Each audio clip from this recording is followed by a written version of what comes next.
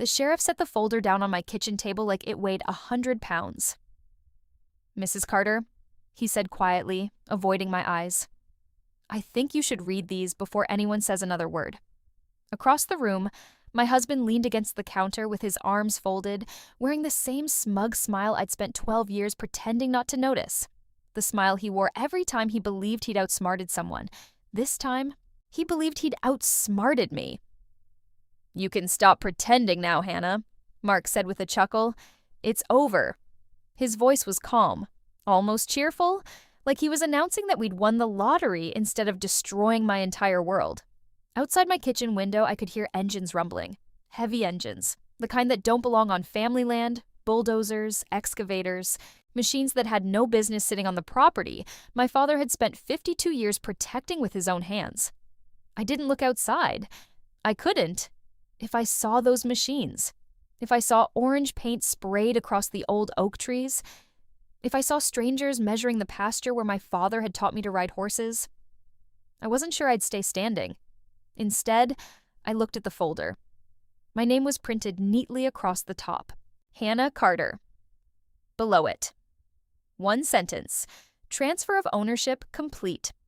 For a second, the words refused to make sense. Complete? No, that wasn't possible. My father had left everything to me. Every acre, every fence, every creek, every weathered barn, every memory. He made sure of it before cancer took him. Mark pushed himself away from the counter. "Go ahead," he said. "Read the rest." I slowly opened the folder, page after page. Legal descriptions, purchase agreements, closing documents, wire confirmations, developer contracts, signatures, so many signatures. Then my eyes landed on the purchase price, $26 million. My stomach twisted. $26 million. That was what someone thought my father's life was worth, what they thought my childhood was worth, what they thought the graves of my parents were worth. Mark laughed softly. "You should have listened when I told you that land was wasted." I still didn't answer. He mistook my silence for defeat. He always did. "You kept saying it wasn't about money." He shrugged. "Turns out everything has a price. Everything. Except it didn't. Not that ranch. Never that ranch." My father used to tell me something every Sunday morning while we repaired fences together. "Hannah."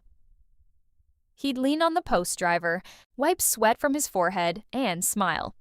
"Land doesn't belong to us," I used to laugh. "Dad, we're standing on it." He'd shake his head. "No, we borrow it. We protect it, and then we leave it better than we found it." At 10 years old, I thought he was talking about dirt. At 39, I finally understood. He had been talking about honor. The sheriff cleared his throat. "I need confirmation that you've received these documents." His voice sounded almost apologetic, like he hated every second of being there. I looked up. "Did you watch the closing?" He nodded once. "I wasn't involved." "But yes." Mark smiled wider. "Everybody signed." Everybody. Such a dangerous word. I lowered my eyes back to the paperwork.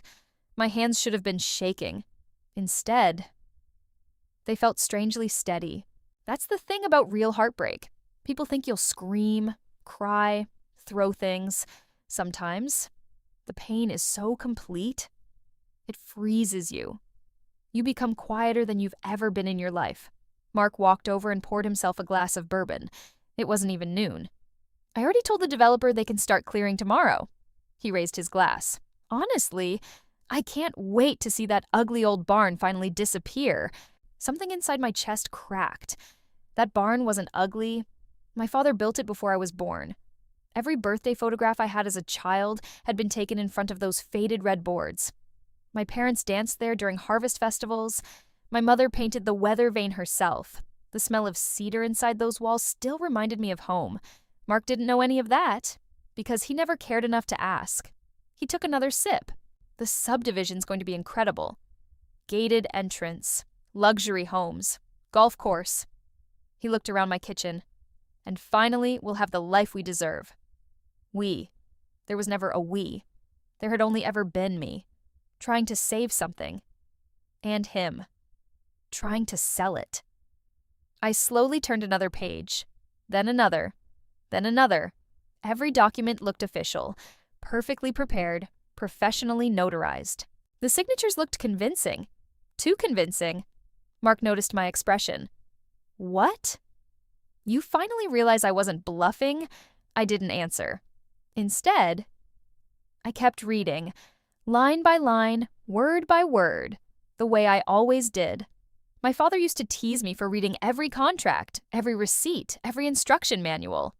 Hannah, he'd laugh, one day that'll either make you rich or save your life. I smiled faintly despite myself.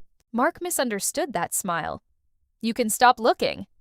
There's nothing you can do. He genuinely believed that. He believed the deal was finished. The money had already been wired, the land had already been sold, the bulldozers had already arrived. He believed he'd won. Then I reached the final signature page, and everything changed. At first, it was almost nothing. Just one signature, one name, one tiny detail most people would have missed. But I had spent years helping my father organize his estate after my mother's illness. I knew every legal document he'd ever signed, every flourish, every initial, every habit, and the signature sitting at the bottom of that page was wrong. Not dramatically, just enough. One missing stroke, one incorrect initial, one impossible date. I looked at it for nearly 10 seconds. Then I quietly turned the page back. Forward again. Back once more. Mark frowned. What are you doing? I looked up for the first time since opening the folder. I didn't cry. I didn't yell. I didn't accuse him of anything. I simply asked one question. Mark? His confident grin never faded. Yeah? Who prepared these documents? For the first time all morning. His smile hesitated. Only for a second, but I saw it. The smallest crack. The tiniest flicker of uncertainty. He recovered quickly. My attorney. Why? I closed the folder carefully, folded my hands on top of it, and smiled. A real smile. Small, quiet, cold, because in that exact moment, I realized my husband hadn't sold my inheritance. He had sold something he never legally owned, and before the week was over, he was going to learn that the most expensive mistake a greedy man can make is believing a grieving woman has stopped paying attention. If you had met me a year before that morning, you never would have believed my husband was capable of stealing from me. Neither would I. People always imagine betrayal announcing itself with obvious warning signs. A lipstick stain, late-night phone calls, secret bank accounts. But real betrayal is quieter than that. It slips into your life wearing a familiar face. It kisses you goodbye before work. It asks how your day was. It reminds you to drive safely. Then, little by little, it starts measuring everything you love. Looking for the highest bidder. My name is Hannah Carter.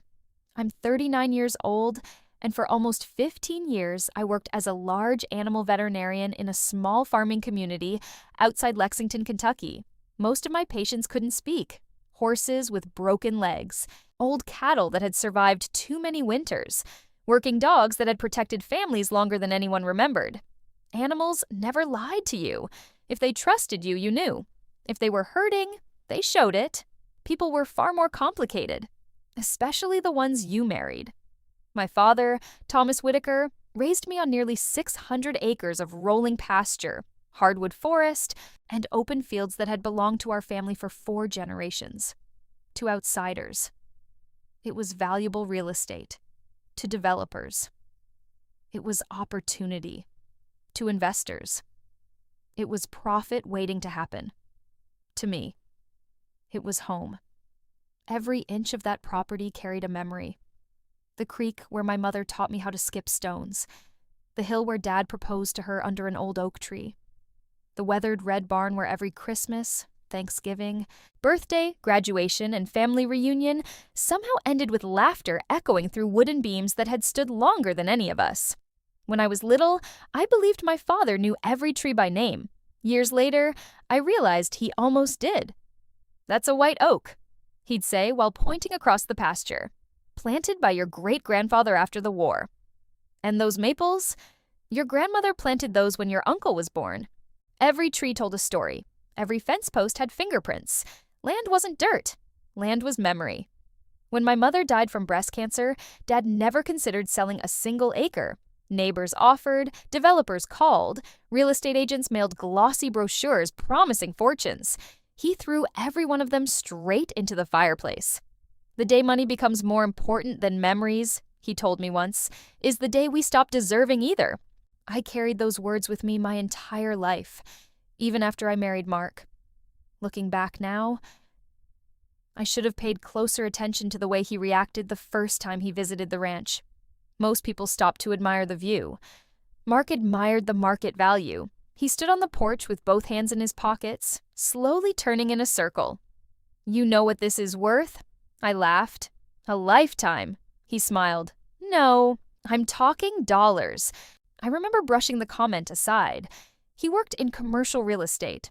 Of course, he looked at property differently. At least, that's what I told myself. Love has an incredible talent for translating red flags into personality quirks. We met at a charity fundraiser downtown. He was confident without seeming arrogant, funny without trying too hard. He remembered small details about every conversation. He sent flowers to my clinic after our third date. My staff adored him. My friends said I'd finally found someone who matched my calm personality. Even my father liked him. At first. I still remember the afternoon Dad pulled me aside while Mark was helping load hay bales into the barn. "You love him?" I smiled. "I do." Dad nodded slowly. "He works hard." "He does." Another pause. "But..." I looked at him. "But what?" He stared toward the barn for several seconds before answering. "I've spent my whole life watching people look at this land. Most people see beauty. A few see money. I haven't figured out which one he sees." I laughed. "Dad, you're overthinking it." Maybe he was. Maybe he wasn't. Either way. He never mentioned it again. After we married, Mark moved into the farmhouse with me. The first year felt normal, peaceful, comfortable. We built routines, Sunday breakfasts, movie nights, morning coffee on the porch. He fixed broken gates. I treated sick calves. Life felt wonderfully ordinary. Until my father's diagnosis, pancreatic cancer, stage 4. There are moments that divide your life into before and after. Hearing an oncologist quietly say, "There's nothing more we can do," is one of them. Dad fought for 11 months. Long enough to teach me how to manage equipment I never thought I'd need to operate. Long enough to show me every property line, every maintenance schedule, every insurance policy, every hidden irrigation valve. Long enough to make sure I could keep everything running without him. Mark was supportive. Or at least he appeared to be. He drove us to appointments, cooked dinner, handled phone calls. Everyone praised him. "You're lucky to have such a devoted husband." I believed them, because I wanted to. The funeral happened on a gray October afternoon. More than 300 people came. Farmers, veterinarians, teachers, neighbors. People Dad had quietly helped for decades without ever telling anyone.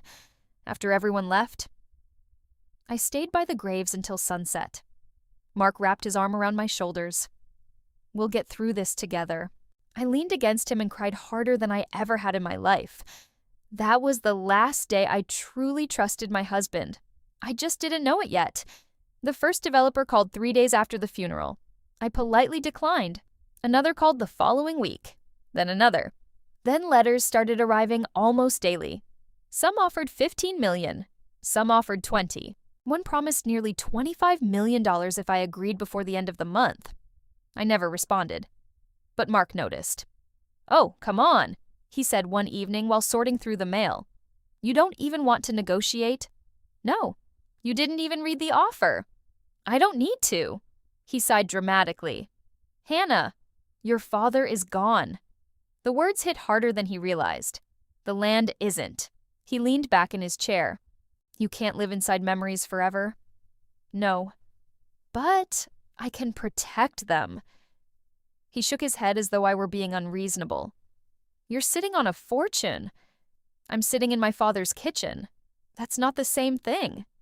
To him, maybe it wasn't. To me, there was no difference. Over the next several months, those conversations became more frequent, then weekly, then almost daily. Sometimes he disguised them as financial advice, sometimes as concern for our future, sometimes as dreams. We could travel. We could retire early. We could build a house by the ocean. You deserve an easier life. Each sentence sounded loving, until you noticed they all ended the same way. Sell the ranch, sell the land, sell your inheritance, sell the last thing your parents ever left you, every single time. I gave him the same answer. No. Eventually, he stopped arguing, at least out loud. And that's when I made the biggest mistake of my life. I mistook his silence for acceptance. I had no idea that while I believed the conversation was over, my husband had already started making plans that didn't require my permission. Grief has a strange way of stealing time. Some mornings I woke up convinced my father was still in the barn feeding the horses. Then I'd hear the silence, the kind of silence that only exists after someone irreplaceable is gone. I buried myself in work because it was easier than sitting alone in that farmhouse. The animals still needed me. Calves were still being born, horses still colicked at 2 a.m. Life kept demanding my attention even while my heart insisted on standing still. About 4 months after Dad's funeral, I received a call from the probate attorney. There are a few original estate documents that still need your signature, he explained. The courthouse requested certified copies. Nothing complicated. Should only take a few days. The attorney's office was nearly 3 hours away. I planned to leave Monday morning and return before the weekend. Mark kissed my forehead while I packed my overnight bag. I'll take care of everything here. I know.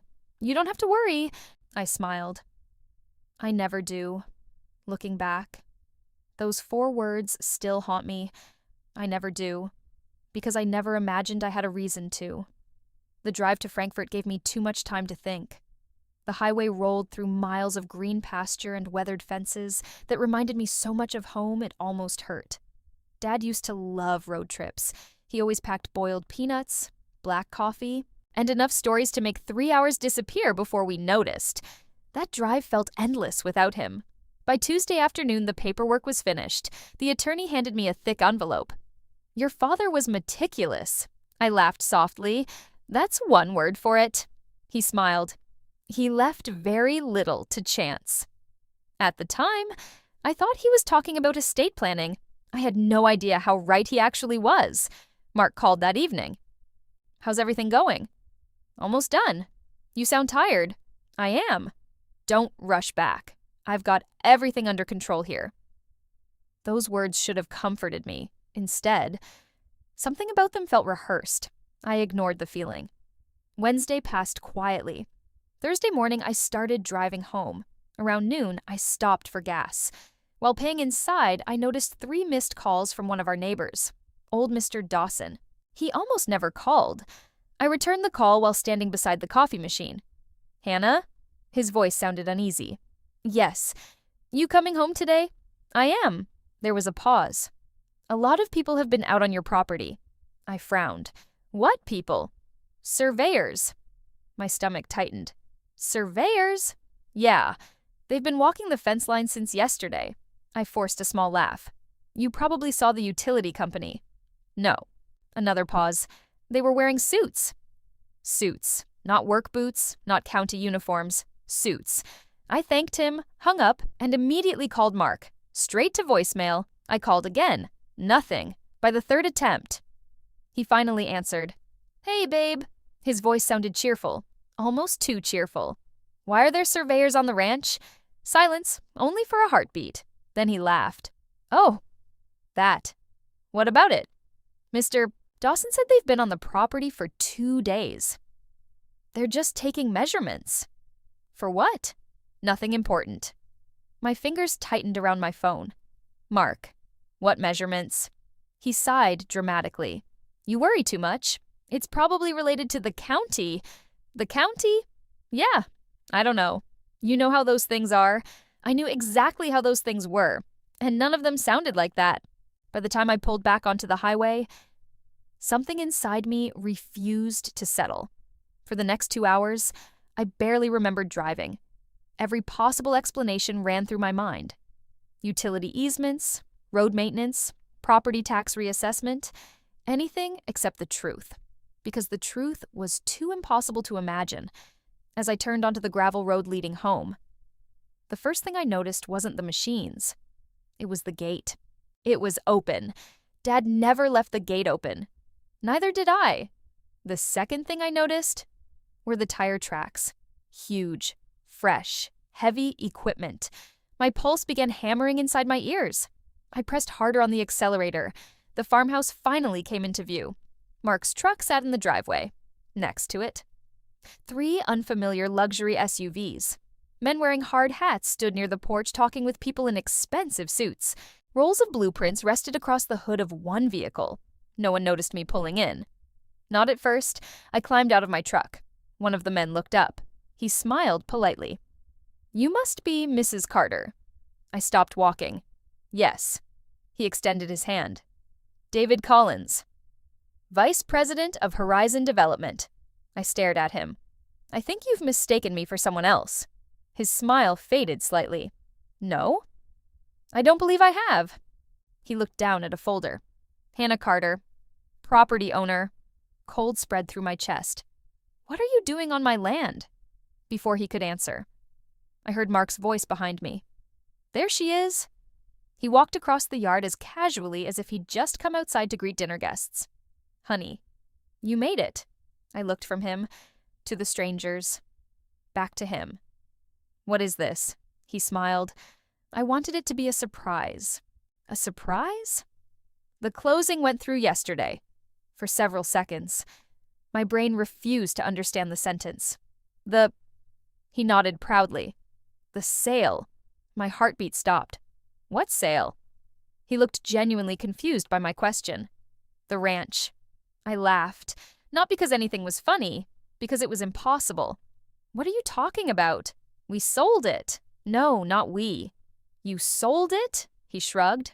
"Same difference." I stared at him. Every sound around me seemed to disappear. The wind, the birds, the conversations behind us, everything. Until another sound cut through the silence, the sharp hiss of orange spray paint. I turned slowly. One of the workers had raised a can toward the old white oak overlooking the pasture, my father's tree, the one planted by my great-grandfather after returning home from World War II, the tree beneath which my parents shared their first kiss, the tree where Dad scattered my mother's favorite wildflower seeds every spring.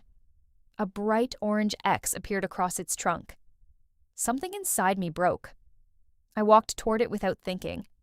Every step felt heavier than the last. My fingertips touched the rough bark. I could still feel the grooves Dad used to trace while telling me stories about the family who came before us. Behind me, Mark called out casually, "Don't worry. They're clearing that section first." I closed my eyes. The smell of fresh paint mixed with old oak. Memories crashed into me all at once. My father lifting me onto his shoulders, my mother hanging a swing from one of those branches, summer picnics, Christmas photographs, family reunions, everything, reduced to an orange X.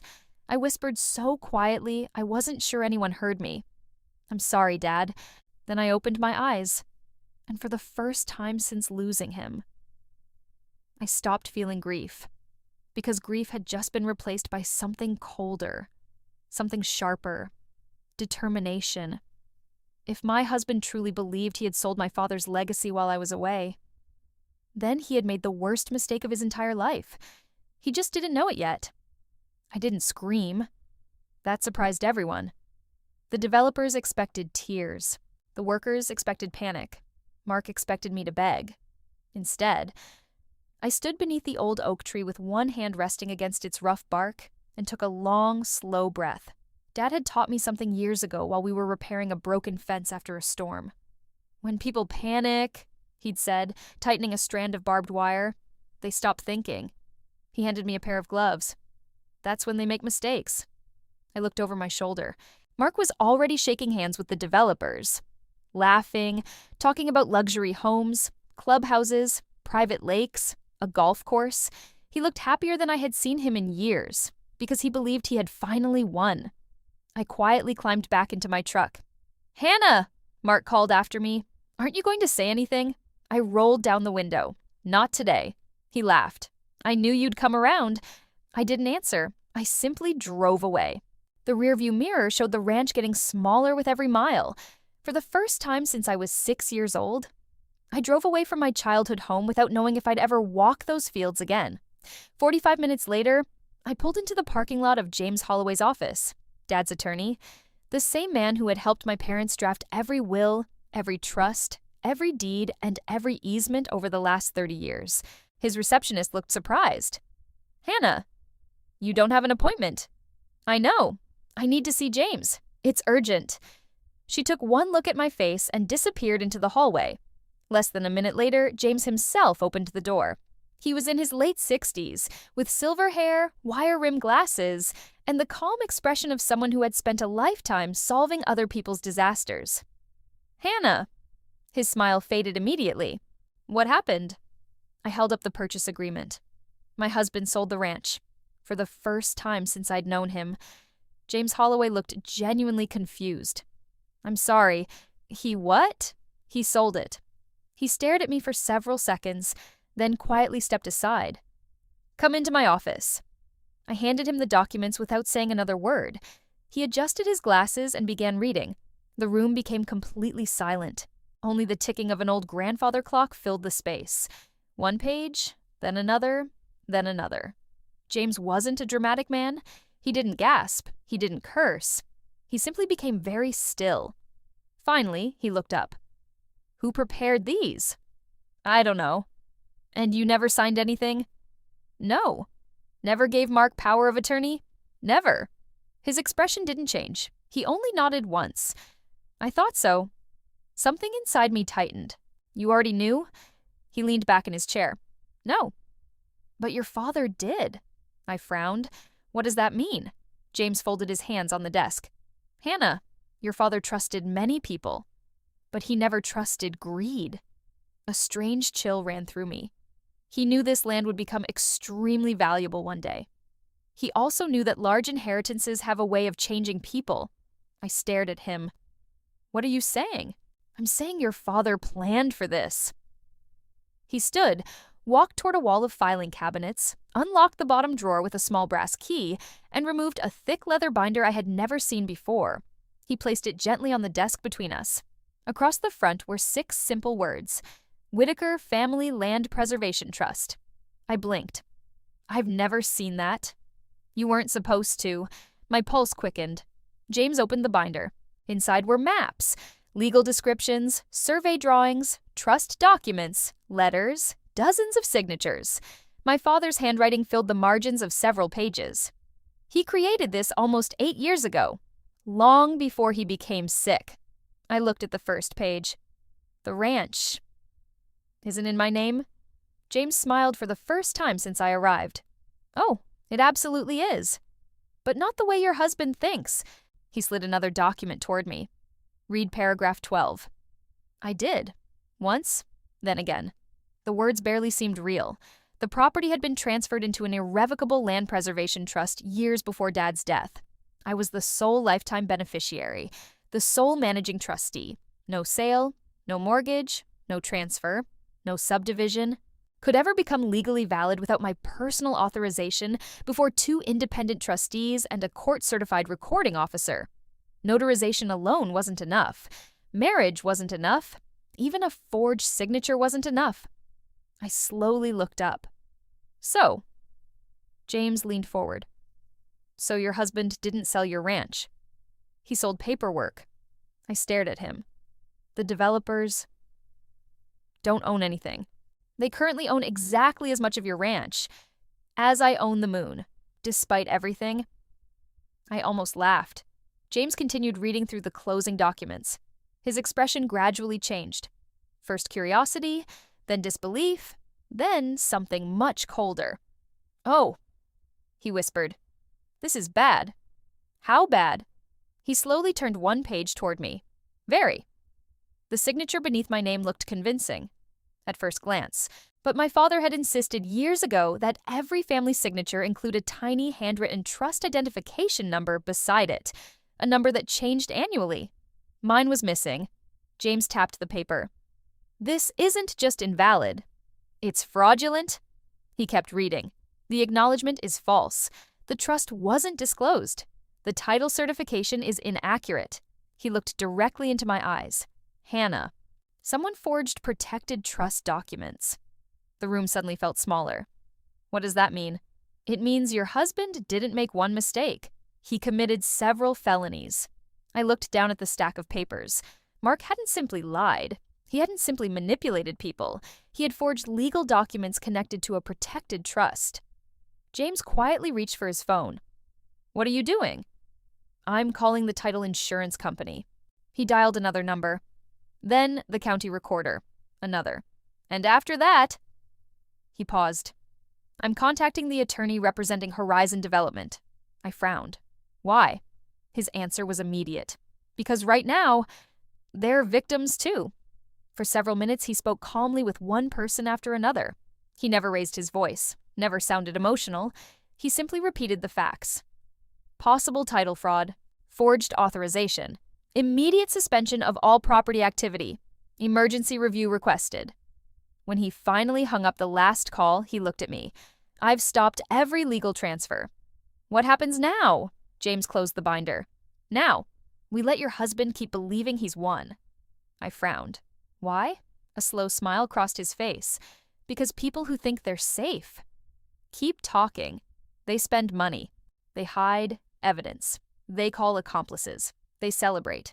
And every one of those decisions becomes another piece of evidence. I thought about Mark laughing beneath the old oak tree, pouring bourbon, shaking hands, making promises he couldn't legally keep for the first time in days. I didn't feel helpless. I felt patient. Very patient. James slid the leather binder toward me. "Your father left one more thing." Inside the front cover was a sealed envelope. Across it, in my father's familiar handwriting, were 6 words I hadn't seen since the week before he died. "For Hannah, if greed ever wins." My hands trembled as I picked it up. Dad had written that letter years before any of this happened. Somehow, he had seen this coming. Maybe not Mark specifically, but greed. And he had prepared for it. Tears finally filled my eyes. Not because I felt broken, because for the first time since the bulldozers arrived, I realized something extraordinary. My father hadn't left me 600 acres. He had left me a shield. And my husband had just walked straight into it without ever realizing it was there. For the next 12 days. I disappeared. At least, that's what Mark believed. I didn't answer his calls. I didn't respond to his texts. I didn't drive past the ranch. I didn't argue. I didn't threaten. I simply vanished from his version of the story. And nothing is more dangerous to a guilty person than silence, because silence forces them to keep talking. Every morning, James called me with another update. The title company has frozen the transaction. The county recorder has flagged every document. The developers have hired forensic document examiners. Your husband's bank accounts are already under review. I listened, took notes, asked questions, never celebrated. Dad used to say that justice wasn't a fireworks show. It was a slow sunrise. You didn't notice it at first. Then suddenly, everything was illuminated. On the 4th day, Mark finally showed up at my apartment. He knocked 3 times, confidently, like he still believed this was a misunderstanding between husband and wife. I opened the door. He smiled. "There you are. I've been worried." I looked at him quietly. He was wearing a brand new watch, the same one he'd bragged about buying after closing the biggest deal of his life. "I've called you 37 times. I know. You ignored everyone." "Yes." His smile stiffened. "Hannah, we're married. We need to discuss our future." "Our future?" He nodded enthusiastically. "The money changes everything. We can finally travel.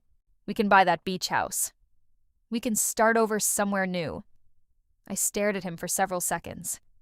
Then I asked, "How much have you spent already?" His eyes narrowed. "What?" "Out of the 26 million.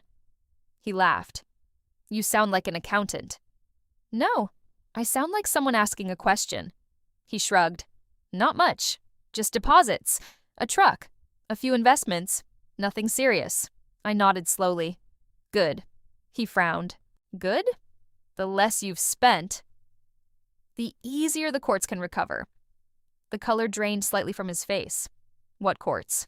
I closed the door without another word. That afternoon, James called. "He knows." Knows what? That something is wrong. I smiled for the first time all week. Good. By the end of the second week, everything unraveled. The developers demanded an emergency meeting. Their attorneys, their lenders, the title insurance company, county officials. Everyone wanted answers. Mark walked into Horizon Development's executive conference room wearing his best navy suit. He looked exactly like the man who had greeted me beside the ranch, confident, relaxed, victorious. He shook hands with everyone, joked with the executives, ordered expensive coffee. He even smiled when he saw me sitting quietly beside James at the far end of the table. There she is. He pulled out a chair. I figured you'd finally come to your senses. I didn't answer. The conference room slowly filled. Attorneys carrying thick binders, financial analysts, surveyors, the company's CEO, a representative from the title insurer. No one looked particularly happy. Finally, a woman in a charcoal gray suit stood. My name is Rebecca Sloan, lead counsel for Horizon Development. She placed a thick stack of documents on the table. Mr. Carter, we have several questions. Mark leaned back comfortably. Fire away. She opened the first folder. Did you personally represent that you possessed legal authority to sell the Whitaker Ranch? Yes. Were those representations truthful? Absolutely. She nodded once. And did your wife authorize the transaction? He glanced toward me. She inherited everything. We're married. So yes. The room became very quiet. Rebecca Sloan looked toward James. He slid a leather binder across the polished conference table. The same binder my father had prepared years earlier. Rebecca opened it carefully. This is the Whitaker Family Land Preservation Trust. She looked directly at Mark. Were you aware this trust existed? His confident smile disappeared. What trust? The trust that legally owns every acre you claim to sell. He laughed nervously. There must be some mistake. There isn't. James spoke for the first time. Mr. Carter, you never owned the property. You never controlled the property, and you never had legal authority to transfer the property. Mark looked at me, then back at James, then at the documents. No, that's impossible, Rebecca calmly continued. We also commissioned a forensic handwriting examination. She placed another report in front of him. The signature attributed to Mrs. Carter is fraudulent. Mark didn't touch the paper. He simply stared. A title examiner spoke next. The trust identification code is missing. The acknowledgement language is incorrect. The recording certification was falsified. Another attorney added, the notarial verification contains inconsistencies. Then another. The closing affidavit contains false statements. Each sentence felt like another brick falling onto his shoulders. Mark's breathing became uneven. This has to be a misunderstanding. No, Rebecca replied calmly. It appears to be a criminal investigation. The room fell silent again. Then the conference room doors opened. 2 investigators walked inside. Behind them, 2 sheriff's deputies. One of them was the same sheriff who had handed me the folder in my kitchen. He nodded politely. Mrs. Carter, I returned the nod. Mark slowly stood. What is this? The lead investigator placed a badge on the table. We're investigating allegations of forgery, wire fraud, false property transfers, and financial misrepresentation. Mark looked around the room desperately. No, this isn't happening. He turned toward me. Hannah, you knew. I finally spoke. Yes, his voice cracked. You set me up. I looked at him steadily. No, you set yourself up. I simply refuse to stop you. He stepped toward me. Hannah, please, we can fix this. We're still married. I almost didn't recognize the man standing in front of me. Gone was the confident salesman. Gone was the man who laughed beneath my father's oak tree. Now. He looked terrified. I love you. The words echoed through the conference room. For years. I would have believed them. Now they sounded like another business proposal. I stood, smoothed the front of my blazer, looked him directly in the eyes. You never loved me. You loved what you thought I owned. His shoulders collapsed. The deputies approached. Mr. Carter, we need you to come with us. He didn't resist. He couldn't. As they guided him toward the door, He turned one last time. Hannah, I'm sorry. I held his gaze for several long seconds, then answered with the truth he had spent years avoiding. No, you're sorry you were wrong. The conference room remained silent until the elevator doors closed behind him. Only then did Rebecca Sloan quietly close the final folder. Mrs. Carter, I believe your father expected someone like him. I looked at the leather binder resting on the table. No, I said softly. My father expected something much older. Greed. And he made sure greed would never inherit his land. For the first time since my father's funeral, I felt something I thought I had lost forever. Peace.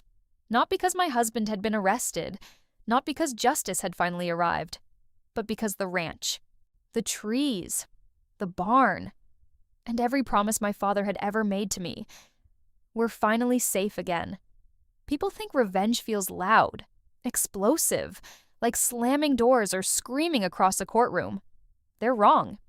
Real justice is quiet. It sounds like birds returning to a field that almost disappeared. It sounds like horses running freely across land that was never meant to be paved. It sounds like peace. 6 months after Mark's arrest, I unlocked the front door of the farmhouse just after sunrise, for the first time in nearly a year. The house felt like home again. The developers had removed every survey stake, every orange ribbon, every temporary fence. The bulldozers were gone. The tire tracks had disappeared beneath fresh spring grass. Even the old white oak looked stronger somehow, as if it had survived another storm. I carried 2 cups of coffee onto the front porch. One for me. One that I still caught myself pouring for Dad. Old habits don't disappear. Sometimes, you simply learn to smile at them.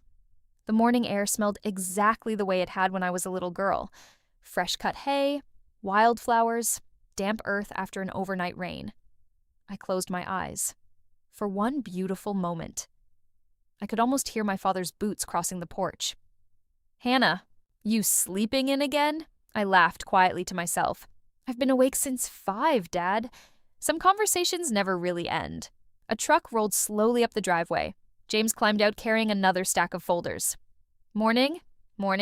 He handed me the paperwork. The criminal case is officially closed. I looked at him, and he smiled. Your ex-husband accepted a plea agreement. I nodded. I heard. He also lost the civil lawsuit. I heard that too.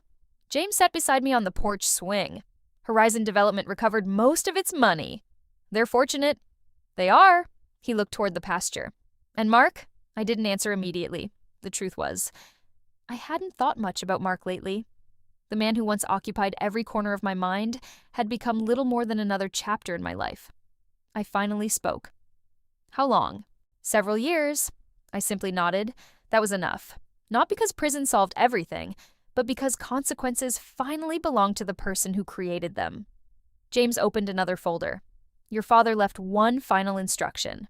I smiled. I was wondering when you'd say that. He laughed. I honestly think Thomas planned for every possibility. He almost did. Inside the folder was a handwritten letter, not the one I'd already read, another, folded carefully. Across the front, in Dad's familiar handwriting, were the words, "Open only after the land is safe again." My throat tightened. I unfolded the paper slowly. The handwriting was shaky in places. Cancer had already begun taking his strength when he wrote it, but every word still sounded like him. My sweet Hannah, if you're reading this, then the ranch survived whatever storm came after I was gone. That means you survived too. I wish I could tell you people will always choose love over greed. They won't. Some will love your heart. Others will love what they think your heart can buy.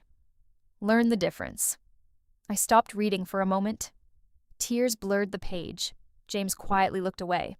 Dad continued.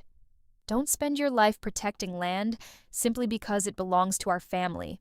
Protect it because someday it will belong to children we've never met. Trees you plant today will shade people whose names you'll never know. That's how a legacy works. I folded the letter carefully against my chest. For years, I thought Dad had left me 600 acres. He hadn't. He had left me purpose. That afternoon, I drove into town to attend a meeting with the county council. For months, I'd been working quietly on a new plan. Not another housing development. Not another investment project. Something Dad would have loved. 1 year later, the Whitaker Wildlife and Veterinary Rehabilitation Center officially opened its gates. The old horse barn became a modern treatment facility. The equipment shed became classrooms for local students.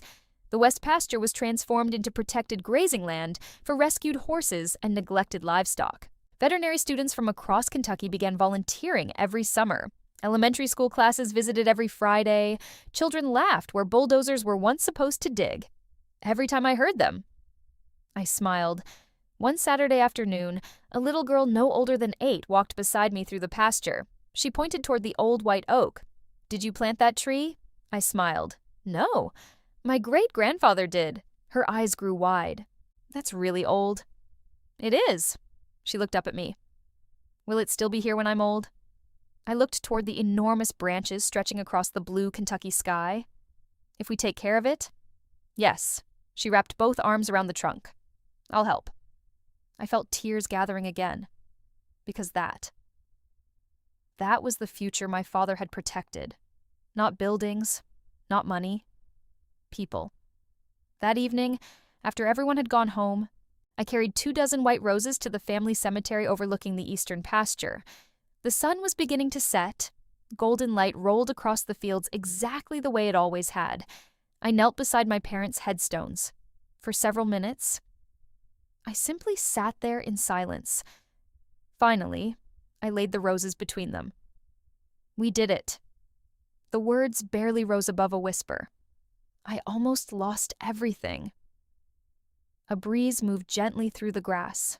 The old oak swayed in the distance. But you knew. You knew someone would eventually see dollar signs instead of memories. I smiled through my tears. And somehow, you protected me even after you were gone. The sky slowly turned shades of orange and lavender. I stood, brushed the dirt from my jeans, and took one last look across the ranch. The fences still stood. The horses still grazed peacefully. The barn still caught the evening light with its faded red boards. Nothing important had been lost. As I walked back toward the farmhouse, I realized something that had taken me nearly a year to understand. Mark thought my inheritance was 600 acres of valuable land. He spent years trying to steal it. But my father had never intended the land to be my greatest inheritance. My greatest inheritance was knowing that character is worth more than any fortune, that integrity cannot be forged, and that greed, no matter how clever it believes itself to be, always ends up paying the highest price. I never remarried, not because I stopped believing in love, but because I stopped believing that love needed to rescue me. I had my family, I had my purpose, I had the ranch, and every spring, when the wildflowers bloomed beneath the old white oak, I remembered my father's favorite words. We don't own the land. We borrow it. We protect it. And if we do it right, we leave it better than we found it. This time, I finally understood, and this time, I was ready to keep that promise.